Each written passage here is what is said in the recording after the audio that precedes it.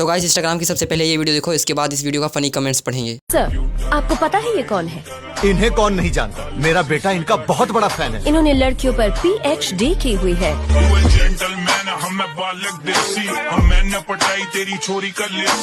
चलिए शुरू करते हैं। भाई तू सबर का फल है क्या? Public reaction, public rejection. नगर निगम में झाड़ू लगाने वाला, हमारे यहाँ इसे देसी मुर्गा बोलते हैं। ये है डॉक्टर बंगाली के ब्रांड एम्बेसडर।